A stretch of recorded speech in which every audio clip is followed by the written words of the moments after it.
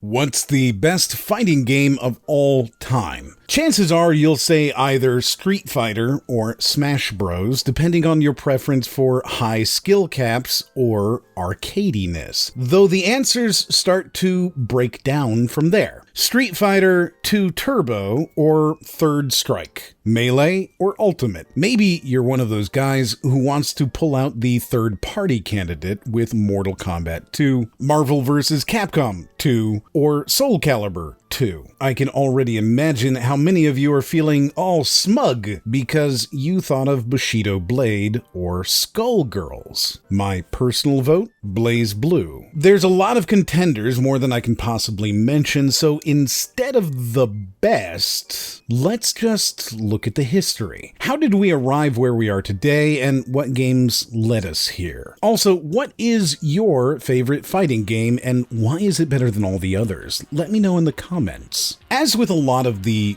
biggest genres, the oldest and most pure genres, the fighting game starts with the first consoles themselves. There were dozens, hundreds maybe, of fighting games released in the first decade of home consoles, and most of them didn't do anything interesting or unique. Arguably, the very first fighting game is Sega's 1976 Heavyweight Champ, a multiplayer boxing arcade game, which was the first game to have fist fighting involved. But fighting games didn't really have anything to aspire to, nothing to emulate. So they stayed boxing games, and maybe they would have always remained boxing games, if not for one young Hollywood superstar.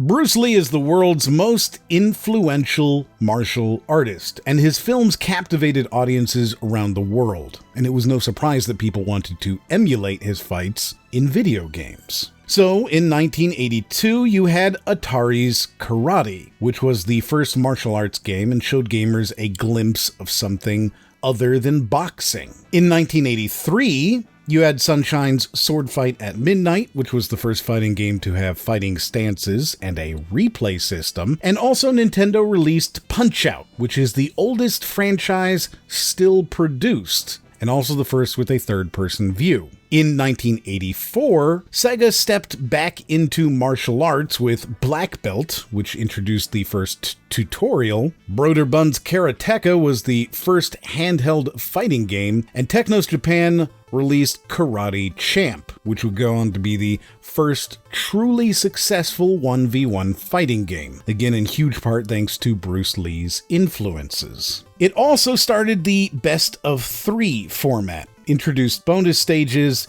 and the art style is ridiculously good for the time. Seriously, look at these animations compared to everything else. Finally, also in 1984, Nintendo released Urban Champion, which is Nintendo's first 1v1 fighter, and I think it has some really clear Smash Bros. Features. Environmental dangers, light and heavy attacks, and the goal is to push the other player off the edge into a manhole. Then in 1987, Street Fighter introduced special attacks, blocking, and light, medium, and heavy attacks. All of these are incrementally influential to the games that would come after them, but it's really hard to say that any of them were the big bad granddaddy of fighting games. It's a stew, a witch's brew, and if you threw in this crew and gave it a skew or two, you'd get something brand new that's still imbued with all the kung fu and a crude worldview that you're used to. The tried and true meets a new point of view. We get a little deja vu, but break through into a new purview. And so comes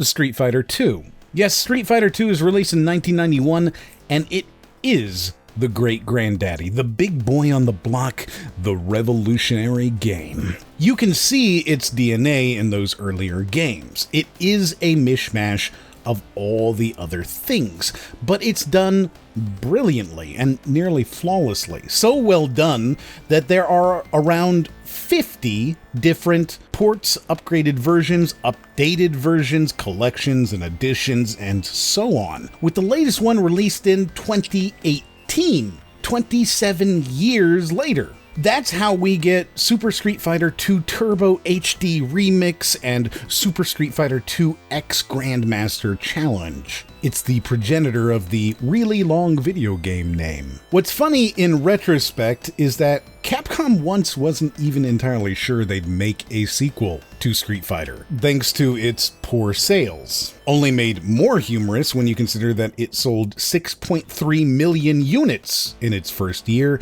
and by 1994 it had sold over 25 million units. Imagine if you'd been the executive to say no.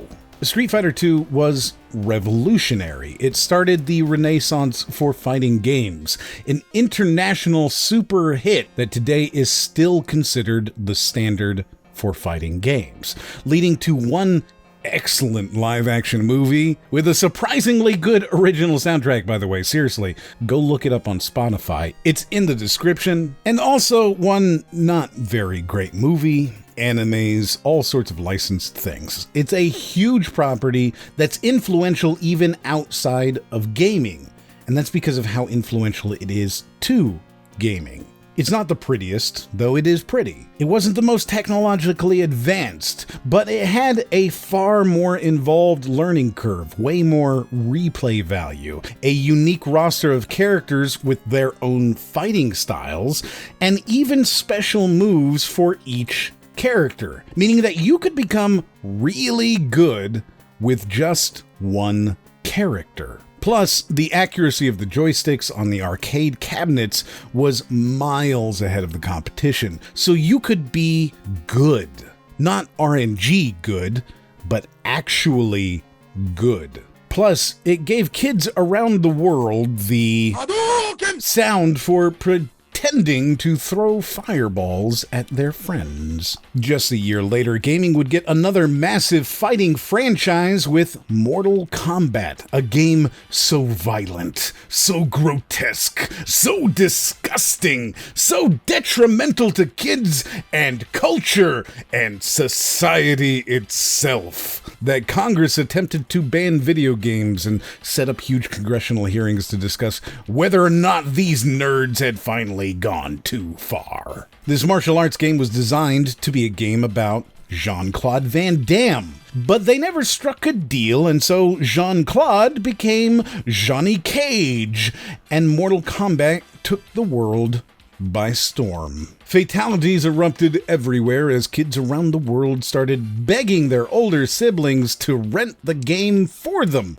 because no way was mom letting that filth into her home. Don't you dare bring that devil worship into my house. This is a house of Jesus. In fact, it's still banned in some countries, and the newer versions are often automatically banned by countries like Australia, a place that hates violent video games, because they worry you might see the desolation and horror and consider moving. After this, you had one last major jump for several years, the 3D fighter, heralded by Virtua Fighter. Everyone wanted this game because look at how good the graphics are. They're so 3D, and they move and are definitely 3D. It was considered to be easier to learn, easier to play, and just so 3D. For reference as to how very popular this game was, the Sega Saturn and Virtua Fighter sold 1 for 1. Everyone who had the Saturn had this game. And then, nothing really huge happened to fighting games for a while. Not to say that the games released weren't good. Some of them are fantastic,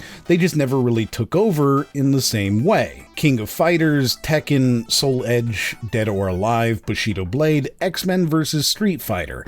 All released in the last half of the 1990s, and all worthwhile. Ultimately, however, fighters were on a decline. The games were becoming incredibly complicated, hard to learn, and even harder to master. And during a time that more players than ever were joining the hobby. If the first fighting game you picked up was Guilty Gear, you probably never picked up another one. This coupled with the decline of the arcade, and fighting games became much more niche. In order to expand out of some of these very small niches, many developers began working on crossover games. You might have recognized one of those already, X-Men vs. Street Fighter, the future games of which were known as Marvel vs. Capcom. You also saw SNK vs. Capcom, Mortal Kombat vs. DC Universe, and Super Smash Bros. This series was and is one of the biggest fighting games, period.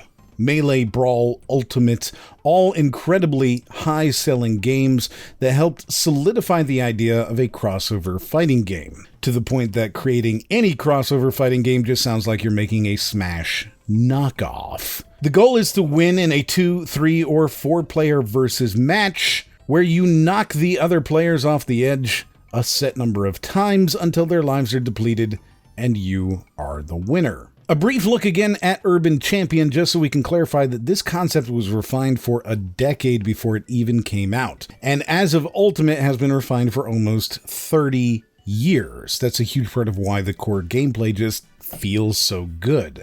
The first game sold 1 million copies, the second sold 7 million copies, and Ultimate has sold over 20 million copies, and pulled itself into the #1 best-selling fighting game franchise at the same time. In the middle of all these really good Smash games, Sony also wanted to get in on it and make a game, and they made PlayStation All-Stars, a game that my buddy Bolt did an incredible postmortem on because that game died harder than the Ouya. The video is linked in the description. It's worth your 12 minutes. These games pretty much show the divisions in the history story of the fighting game. Bruce Lee, or the pre-Street Fighter II era, the Street Fighter II era, Mortal Kombat, or the post-Street Fighter II era, 3D fighters, and then crossovers.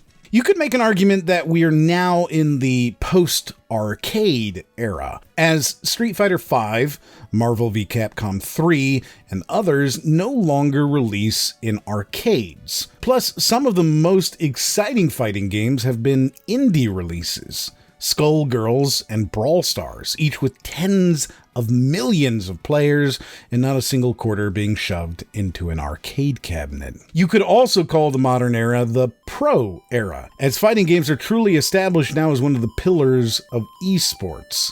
It's not CSGO or Quake, but EVO, the Evolution Championship Series, and many other tournaments are thriving, both in person, at least in the before times, and on Twitch, where tournaments in games like Street Fighter, Tekken, Smash Bros, and Mortal Kombat attract thousands of entrants, and big-name, high-dollar signing bonuses for top players. While it's undeniable that the late 90s into almost 2010 was essentially the worst period of the fighting game community, the arrival of Street Fighter V in 2009, the popularity of Smash Bros, and the availability of streaming has really pulled the fighter back from the edge. Thank you so much to everyone who shares this video. You guys really help me out so much, and I appreciate each and every one of you. If you'd like to watch another video, you can see one in the corner right now. And as always,